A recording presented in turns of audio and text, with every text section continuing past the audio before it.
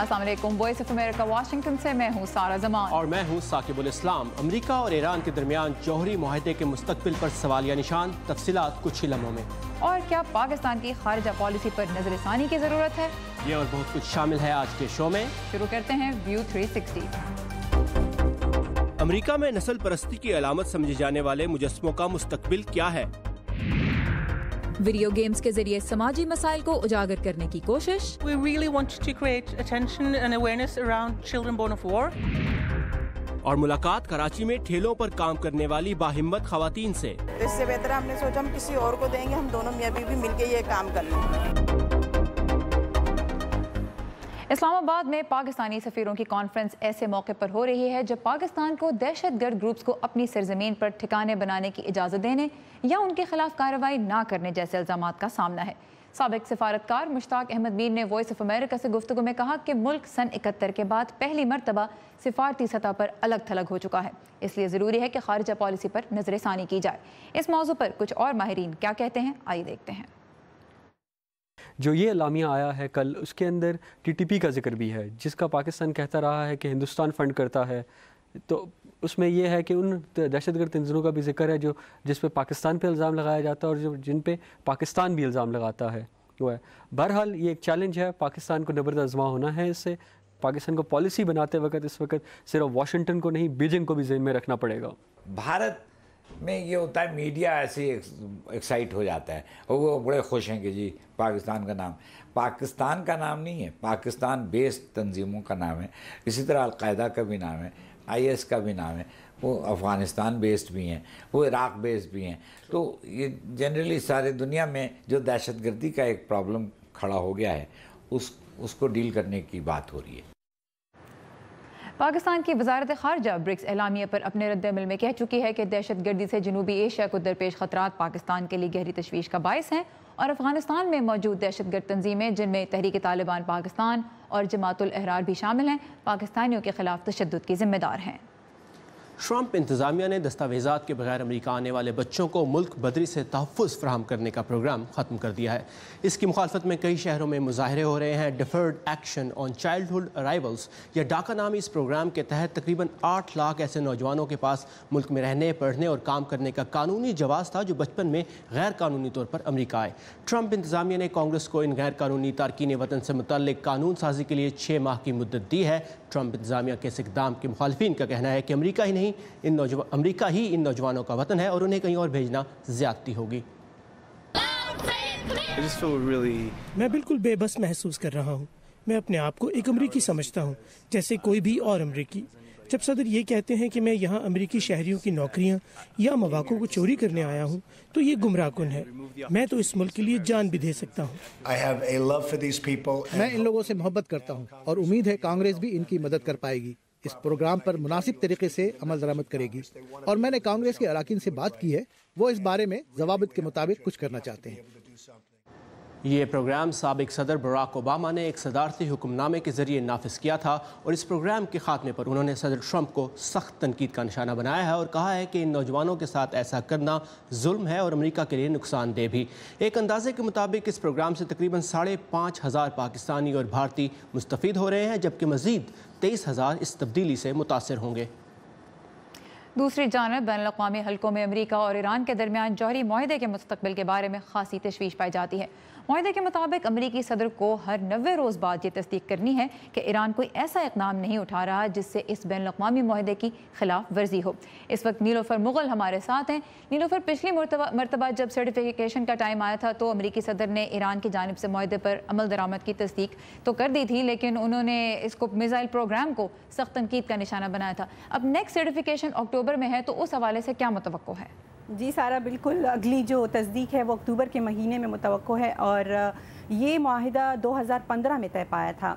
इसके हवाले से अक़वाम मुत्तहिदा के लिए अमरीकी सफ़ीर निकी हेली ने कहा है कि अगर सदर डोनाल्ड ट्रंप ईरान की जानिब से इस पाबंदी पर अमल दरामद की तस्दीक नहीं भी करते तो इसका मतलब ये नहीं है कि अमरीका जो है वो इस मुआहिदे से अलग हो रहा है। मज़ीद जानते हैं इस रिपोर्ट में। 2015 में अमेरिका, बरतानिया, फ्रांस, रूस, चीन, जर्मनी और ईरान के माबैन तय पाने वाले इस मुआहदे का मकसद ये यकीनी बनाना है कि ईरान एटमी हथियार ना हासिल कर पाए। اس کے بدلے میں بین الاقوامی کمیونٹی نے ایران پر برسوں سے لگی مالی پابندیاں ہٹا دی اور اس کے اربوں ڈالرز کے منجمد اثاثے واپس کر دیے۔ امریکی کانگریس کے ساتھ ایک اتفاق رائے کے تحت امریکی صدر کو ہر 90 دن کے بعد ایران کی معاہدے پر پابندی کی تصدیق کرنا ضروری ہے۔ اگلی تصدیق اکتوبر کے مہینے میں ہونی ہے، لیکن صدر نے بارہا یہ اشارہ دیا ہے کہ تہران اس مرتبہ پاس نہیں ہوگا۔ میرا نہیں خیال کہ ایران معاہدے پر عمل کر رہا ہے۔ ہم نے انہیں کانگریس کو ایک سخت خط لکھا ہے۔ میں ذاتی طور پر نہیں سمجھتا کہ وہ معاہدے کی پاسداری کر رہے ہیں، لیکن ہمارے پاس وقت ہے اور ہم دیکھیں گے۔ منگل کے روز واشنگٹن میں ایک قدامت پسند تھنک ٹینک میں بات کرتے ہوئے سفیر نکی ہیلی نے کہا کہ وہ نہیں جانتی کہ صدر کیا فیصلہ کریں گے، جس سے وہ بظاہر اس بین الاقوامی تشویش کی نفی کرتی ہوئی محسوس ہوئی جو امریکہ کے اس معاہدے سے الگ ہونے کے حوالے سے پیدا ہوئی ہے۔ یہ انتہائی اہم ہے اور بہت حد تک غور طلب بھی۔ اگر صدر ایران کی جانب سے معاہدے کی تعمیل کی تصدیق نہ کرنے کا فیصلہ کرتے ہیں تو اس کا مطلب یہ نہیں کہ امریکہ اس معاہدے سے علیحدہ ہو رہا ہے۔ اگر صدر کو پتہ چلتا ہے کہ ایران معاہدے کی پابندی نہیں کر رہا تو کانگریس کے پاس 60 دن ہے کہ وہ امریکی تعزیرات کو دوبارہ لاگو کرنے پر غور کرے۔ اور اس معاہدے کے حوالے سے ایران نے گزشتہ ہفتے ہی اقوام متحدہ کی سیکرٹری جنرل کو ایک خط میں اپنی تشویش کا اظہار کیا ہے اور کہا ہے کہ امریکہ کی جانب سے جو نئی تعزیرات ہیں وہ بے جا ہے۔ اس نے یہ بھی کہا ہے کہ وہ گزشتہ 2 سالوں سے اقوام متحدہ کی جوہری توانائی کی جو ایجنسی ہے IAEA، اس کے تحت وہ پابندی کی تصدیق حاصل کرتا آیا ہے۔ جی سارا۔ نیلوفر مغل ہمارے ساتھ ہیں کیپٹل ہل سے۔ تھینک یو نیلوفر۔ اقتدار میں آنے سے پہلے امریکی صدر ڈونلڈ ٹرمپ کئی بار کہہ چکے تھے کہ ان کی خارجہ پالیسی ماضی سے مختلف ہوگی، لیکن بہت سے ماہرین کا کہنا ہے کہ اب تک افغانستان، شام اور شمالی کوریا جیسے اہم معاملات پر صدر کی پالیسی روایتی ہی نظر آ رہی ہے۔ تفصیلات اس رپورٹ میں۔ افغان حکومت کی مدد کے لیے امریکی افواج کی تعداد میں اضافے کا اعلان کرتے ہوئے صدر ٹرمپ نے کہا کہ انہوں نے افغانستان سے امریکی افواج واپس بلانے کی اپنی سوچ تبدیل کر لی ہے۔ تاہم ان کے مطابق ان کا منصوبہ 16 سالہ افغان جنگ کے دوران فرائض انجام دینے والے امریکی صدور سے مختلف ہے۔ ہم پارٹنر اور دوست ہیں، لیکن ہم افغان عوام کو یہ نہیں بتائیں گے کہ وہ کیسے زندگی گزاریں یا اپنے پیچیدہ معاشرے کا نظام کیسے چلائیں۔ صدر ٹرمپ صدارتی انتخابی مہم میں نعرہ لگایا کرتے تھے کہ پہلے امریکہ۔ تاہم ماہرین کا کہنا ہے کہ اس کا مطلب یہ نہیں ہے کہ ان کے دور صدارت میں امریکہ دنیا کی سٹیج سے پیچھے ہٹ رہا ہے۔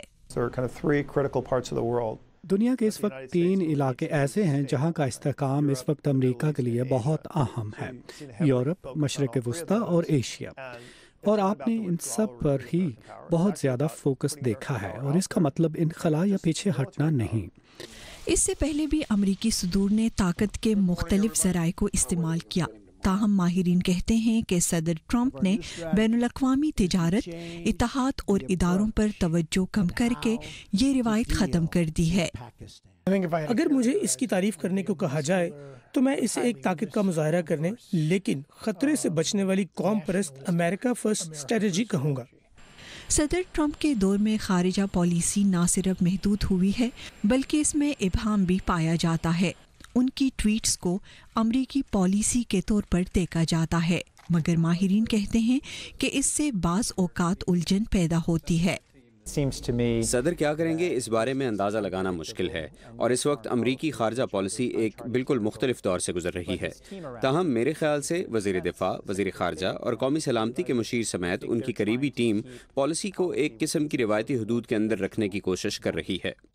برائن کا کہنا ہے کہ ان کے خیال میں گزشتہ 15 سالوں میں امریکی خارجہ پالیسی پر فوج کے اثر کے اضافے کا رجحان رہا ہے۔ دفاعی شعبے کے بجٹ میں بہت زیادہ اضافہ ہوا ہے اور صدر بش اور اوباما دور میں اسپیشل فورسز اور ڈرونز پر انحصار بڑھا ہے، اور صدر ٹرمپ کے دور میں یہ رجحان جاری رہتا دکھائی دیتا ہے۔ سندھی سین کی رپورٹ کے ساتھ شہناز نفیس، اردو VOA۔ امریکہ میں نسل پرستی کی علامت سمجھے جانے والے مجسموں کے بارے میں ہم بات کریں گے پروگرام میں آگے چل کر۔ دنیا بھر سے تازہ ترین خبروں کے لیے آئیے ہماری ویب سائٹ urduvoa.com پر، جہاں آج آپ میانمار جسے برما بھی کہا جاتا ہے وہاں بسنے والے روہنگیا مسلمانوں کی تاریخ اور ان کے مسائل کے بارے میں ایک تفصیلی رپورٹ پڑھ سکتے ہیں۔ اور کراچی میں ٹھیلوں پر کام کرنے والی باہمت خواتین کی کہانی بھی شامل ہے آج کے شو میں، لیکن اس سے پہلے دنیا کے مختلف حصوں سے کچھ اہم انٹرسٹنگ خبروں اور واقعات کی جھلکیاں دیکھتے ہیں ورلڈ ویو میں۔ اقوام متحدہ کے سیکرٹری جنرل نے شمالی کوریا کے ایٹمی پروگرام کو دنیا کے لیے وقت کا سب سے بڑا خطرہ قرار دیتے ہوئے تنبیہ کی ہے کہ مسئلے کا سیاسی حل تلاش کرنے کی ضرورت ہے۔ دوسری جانب روسی صدر ولادیمیر پوٹن نے جنوبی کوریا کے صدر مون جے ان سے ایک ملاقات کے بعد شمالی کوریا سے مذاکرات کرنے کی ضرورت پر زور دیا ہے۔ میانمار کی سربراہ آنگ سان سوچی نے فیس بک کے ذریعے پیغام دیتے ہوئے کہا ہے کہ ریاست راکھین میں روہنگیا ایشو پر جھوٹی خبروں کا انبار لگا ہے۔ ان کا کہنا تھا کہ انہوں نے ترک وزیر اعظم رجب طیب اردوان سے فون پر اس معاملے پر بات چیت کی ہے۔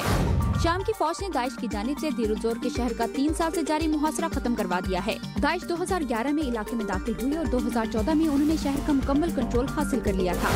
ناسا کی جانب سے خلا کی تحقیق کے لیے وویجر 1 نامی اسپیس کرافٹ کو سفر پر روانہ ہوئے آج 40 سال ہو رہے ہیں۔ مشتری اور زحل کے بارے میں اہم معلومات مہیا کرنے والے اس ہی خلائی جہاز کی مدد سے خلا سے زمین کی پہلی تصویر بھی لی گئی تھی۔ امریکہ میں نسل پرستی کے خلاف آواز اٹھانے کے لیے 28 اگست سے ایک مارچ جاری ہے، جس کا آغاز ریاست ورجینیا کے شہر شارلٹسول میں ہوا۔ یہ وہی شہر ہے جہاں 12 اگست کو سفید فام نسل پرستوں اور مخالفین کے درمیان پرتشدد جھڑپیں ہوئی تھیں۔ تقریباً 200 کلومیٹر کا سفر طے کر کے آج اس مارچ کے شرکاء واشنگٹن ڈی سی پہنچ رہے ہیں۔ ندیم یعقوب اس وقت واشنگٹن سے کچھ دور انہی مارچرز کے ساتھ ہیں۔ ندیم، کیا پیغام دینا چاہتے ہیں یہ لوگ؟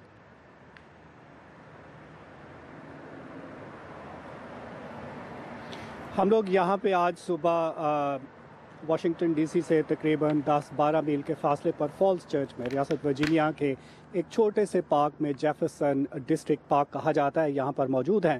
ہمارے ایک طرف لی ہائی وے ہے اور آج اس کے آخری حصے میں مارچ کے یہ جو مارچرز ہیں یہ یہاں سے اس کا آغاز کریں گے اور واشنگٹن ڈی سی جائیں گے۔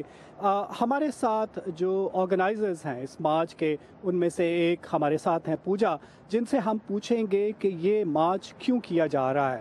Pooja, thank you so much. So why are you marching to DC? We are marching because we the people have decided that enough is enough and we are not going to take it anymore. White supremacy is built into the very fabric of our society, whether it be from the racist monuments that commemorate a losing traitorous faction of our country, or whether it is the mass incarceration rates that disproportionately affect black and brown men. Or whether it's even built into the 13th Amendment, which granted black folks freedom from slavery in this country. It says specifically, unless you are fit for a crime.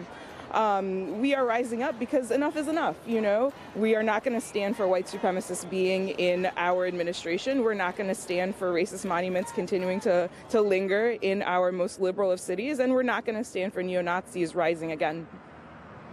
تو پوجا بتا رہی ہیں کہ ہم لوگ اس لیے مارچ کر رہے ہیں، اس لیے کہ ہم جو نسل پرستی کا جو عنصر ہے اس معاشرے میں ہم اسے ختم کرنا چاہ رہے ہیں۔ ہم سمجھتے ہیں کہ اب یہ کافی ہو گیا ہے، کیونکہ کانسٹیٹیوشن میں بھی جو ہر ایک کے رائٹس ہیں وہ موجود ہیں، اور ہم یہ جو مانیومنٹس جو کنٹروورسی ہے ان مانیومنٹس کو بھی ہم چاہتے ہیں کہ یہاں پر معاشرے میں امریکہ میں موجود نہ رہیں، کیونکہ یہ ملک جو ہے وہ تبدیل ہو گیا ہے۔ جو مانیومنٹس کا ایشو تھا وہ اس کا آغاز شارلٹسول سے شروع ہوا اور اس کے بعد یہاں پر امریکہ میں ایک بحث کو جنم دیا گیا، جس میں یہ سوال اٹھایا جاتا ہے کہ یہ مانیومنٹس کیوں موجود ہیں جن کا تعلق سول وار سے ہے۔ سول وار کو ختم ہوئے 150 سال گزر گیا تھا، یہ ایک تنازع آج بھی یہاں پر موجود ہے۔ ایسا کیوں ہے؟ ان سوالات کا جواب دینے کے لیے میں نے ایک رپورٹ ترتیب دی ہے، آئیے دیکھتے ہیں۔ ریاست الاباما کے شہر برمنگھم کے میئر کے حکم پر تقریباً 100 سال سے لگے ہوئے مجسموں کو ڈھکا جا رہا ہے، مگر ریاست کے اٹارنی جنرل نے میئر کے فیصلے کو عدالت میں چیلنج کر دیا ہے۔ تاہم کچھ دوسری ریاستوں میں خانہ جنگی کے دوران ملک سے الگ ہونے والی ریاستوں کے رہنماؤں کے مجسموں کو بغیر کسی تنازع کے ہٹا دیا گیا ہے۔ یہ البرٹ پائک ہیں جو کنفیڈریٹ آرمی میں ایک جنرل تھے اور غلامی کے حامی تھے۔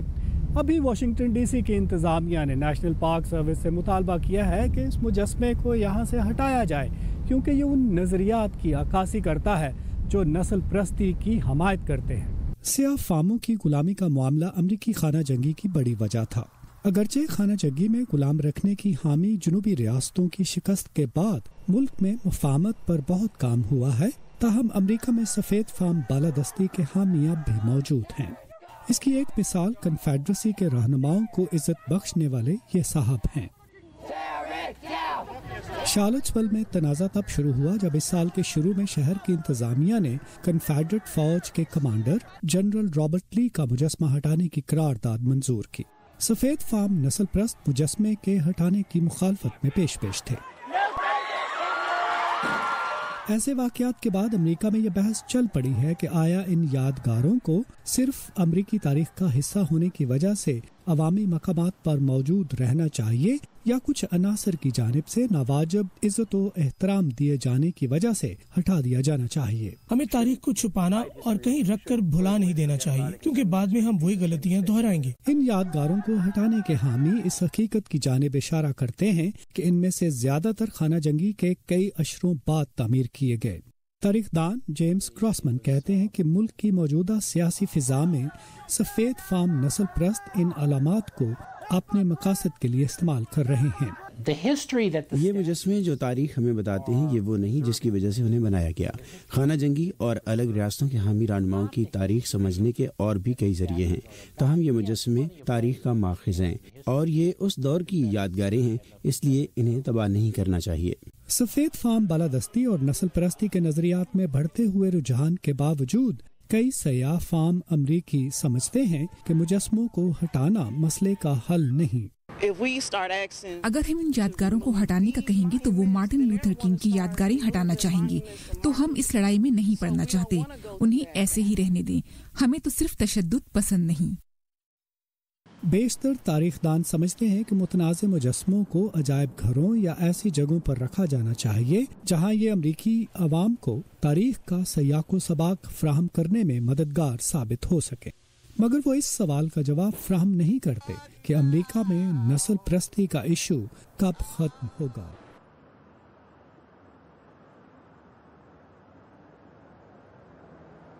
ہم لوگ یہاں پہ لی ہائی وے کے قریب ہیں، جیسے میں نے کہا۔ لی ہائی وے جو ہے یہ رابرٹ لی کے نام سے منسوب ہے، جو کہ کنفیڈریٹ رہنما تھے، اور یہاں پر کچھ رہنماؤں کا خیال ہے، کچھ لوگوں کا خیال ہے کہ اس کا نام بھی تبدیل ہونا چاہیے۔ Thank you Nadeem. امریکی تاریخ کا ایک ایسا مسئلہ جس کا جلد کوئی ایک طرف حل نکلتا نظر نہیں آ رہا۔ Thank you for this report.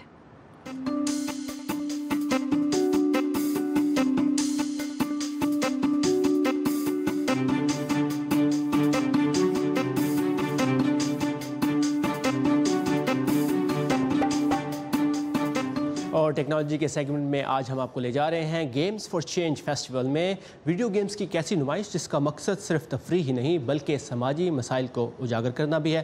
تو چلتے ہیں نیو یارک۔ آپ نیپال میں ہیں، اچانک آپ کا گاؤں 7.8 شدت کے زلزلے کا شکار ہوتا ہے اور آپ کو زندہ بچ جانے والوں کو وہاں سے نکالنا ہے۔ یہ ہے آفٹر ڈیز، ایسی ویڈیو گیم جو نیپال میں آنے والے 2015 کے حقیقی زلزلے پر مبنی ہے جس سے تقریباً 9000 افراد ہلاک ہوئے تھے۔ من سوکٹو نے اس گیم کو نیو یارک کے گیمز فار چینج فیسٹیول میں نمائش کے لیے پیش کیا۔ جب میں نے سنا کہ نیپال میں زلزلہ آیا ہے تو میرا عزم اور بھی مضبوط ہوا کہ میں زندہ بچ جانے والوں کی کہانی پر مبنی گیم بناؤں۔ ویڈیو گیمز اب محض تفریح کا ذریعہ نہیں رہی بلکہ معاشرتی مسئلوں کو اجاگر کرنے کا ذریعہ بھی بن رہی ہیں۔ مائی چائلڈ لیبنز بون میں کھلاڑی جنگ عظیم دوئم کے بعد نازی فوجیوں کے ریپ کے نتیجے میں پیدا ہونے والے بچوں کی نگہداشت کرتے ہیں۔ ہم واقعی ایسے بچوں کے بارے میں آگاہی پھیلانا چاہتے تھے جو جنگ کے نتیجے میں پیدا ہوئے۔ یہ آج بھی بڑا مسئلہ ہے۔ مثلاً دنیا کے سب سے زیادہ نفرت زدہ ISIS یا بوکو حرام کے فوجیوں کے ظلم کے نتیجے میں پیدا ہونے والے بچے۔ ڈیولپرز کے خیال میں ویڈیو گیمز ہمدردی جگانے کے لیے بہترین ذریعہ ہیں۔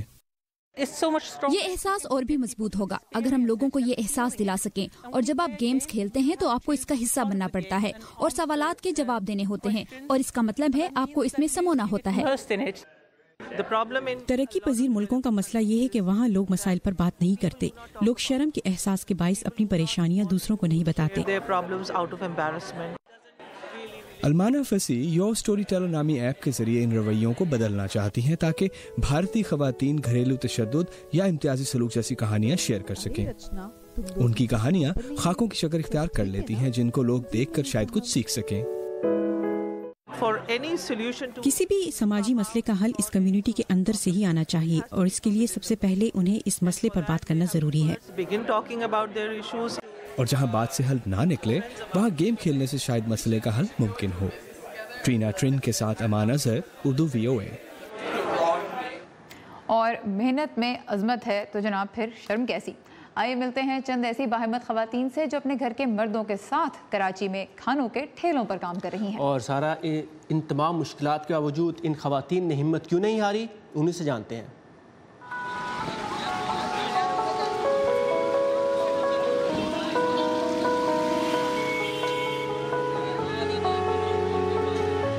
मैं रिटर्न ऑफ दुबई हूँ, तकरीबन 32 साल गुजार कर आया हूँ और 32 साल में माशाल्लाह मैंने बहुत कुछ कमाया और बहुत कुछ देखा है। काफ़ी कंट्रीज़ में घूम चुका हूँ अपने बिज़नेस के मामले में, लेकिन कुछ पिछले टाइम से 3 साल से 4 साल से मैं इंतहा में क्राइसिस में आ गया। मेरे साथ चीटिंग, फ्रॉड, मुख्तलिफ वाक़यात होते रहे, तो ये समझे कि बहुत हालत नासाज थी। रोज़गार कुछ नहीं था, नौकरी के लिए गया, नहीं मिली।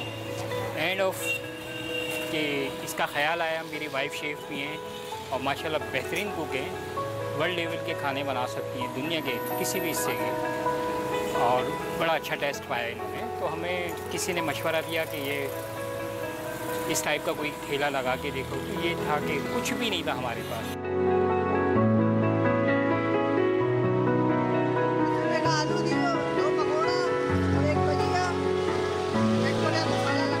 मैं यहाँ पर सिर्फ और सिर्फ एक माँ की हैसियत से आई हूँ, क्योंकि मेरे बच्चे बहुत जीनियस हैं। मैं खुद ग्रेजुएशन किया हुआ है मैंने, और मैं अपने बच्चों को पढ़ाना चाहती हूँ। मेरे हस्बैंड को बहुत ज़्यादा लॉसेस हो गए थे कारोबार में, जिसकी वजह से मैं अपने हस्बैंड का साथ देने के लिए यहाँ खड़ी हुई हूँ, क्योंकि मैं समझती हूँ कि कमाना शोहर का काम है, लेकिन साथ देना बीवी का काम है।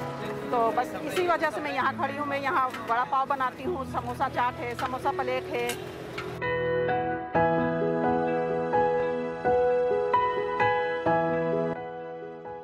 मेरे को यहाँ काम करते हुए 2 साल हो गए। मैं यहाँ 2 साल पहले आई थी। अब ये कि माशाल्लाह मेरे ही नाम से ज़्यादातर ये ठिया मशहूर है, कंटी बर्गर वाली।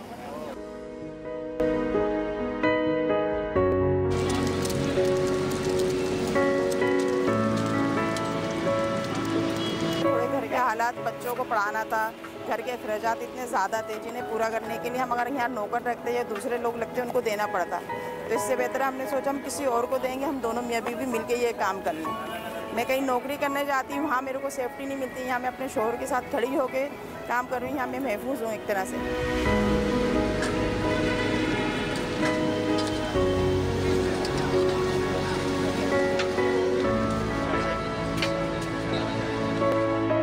मेहनत हम इतनी ज़्यादा करते हैं कि हम यहाँ से जब रात को घर जाते हैं तो रात को दूसरे दिन के लिए सामान तैयार करते हैं, सोते हैं तो रात के 12-1 बज जाता है हम लोगों को। लेकिन बस हम ये कहते हैं कि इस मेहनत में हमें जो सुकून मिलता है, हम किसी के आगे हाथ नहीं फैलाते, ना हम किसी के कर्जदार होते हैं। थोड़े से मसले मसाइल यहाँ पर होते हैं।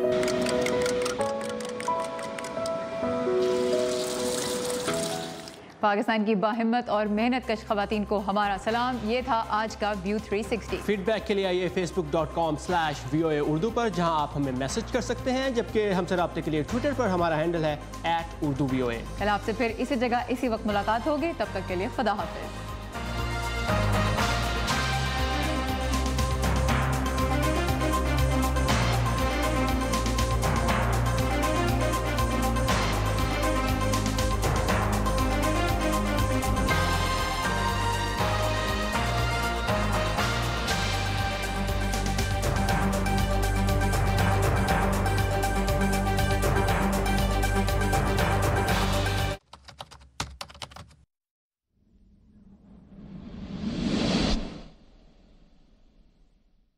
So I laugh about everything. I laugh all the time. I'm just like a laughing box.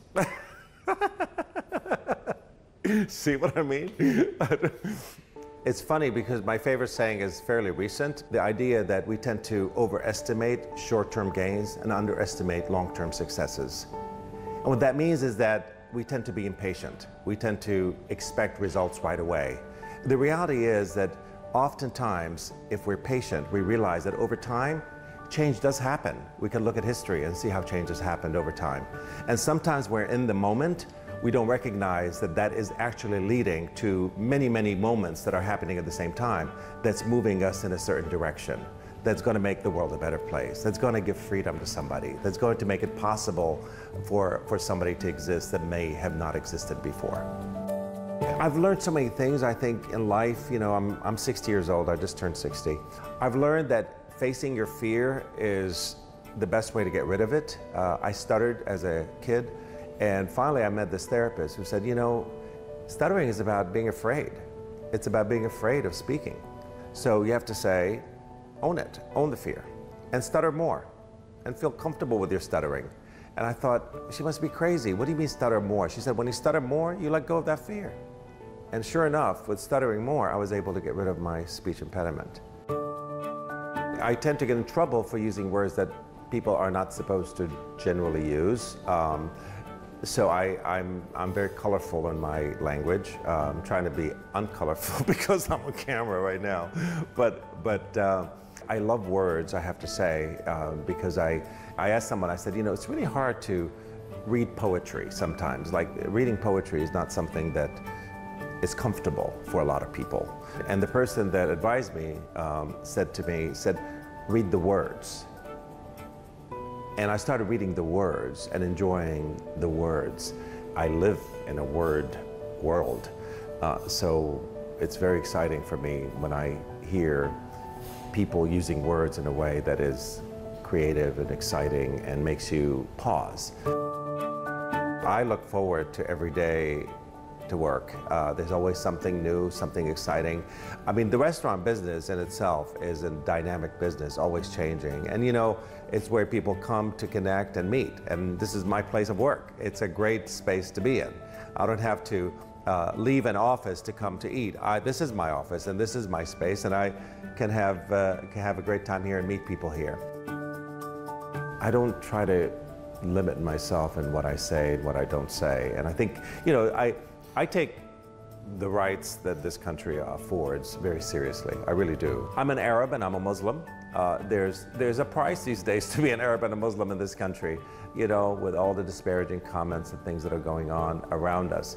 I mean, I think this is a country that I chose to become a citizen. I didn't have to become a citizen. I chose to become a citizen. The reason why is because of the values this country has. You know, Langston Hughes wrote about those values, and he wrote about how important those values are. So he says, let America be America again, you know, and you have to ask, like, what is that again he's talking about? What he's talking about is the original idea that the dreamers dreamed, the idea of equality and freedom and love and all of that.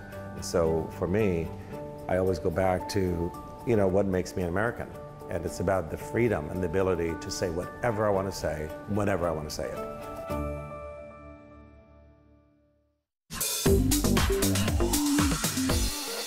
Welcome to English in a Minute. A cucumber is a long green fruit that is usually eaten raw. Why are Anna and Jonathan talking about the temperature of produce? Cool as a cucumber. Did you watch the basketball game last night? I did. I could not believe that player made a basket at the very last minute and won the championship. Talk about pressure, but he stayed cool. Cool as a cucumber. Cucumbers are naturally cool fruits, which is where this expression comes from. Cool as a cucumber describes someone who is laid back or who performs really well when the pressure is on. And that's English in a Minute.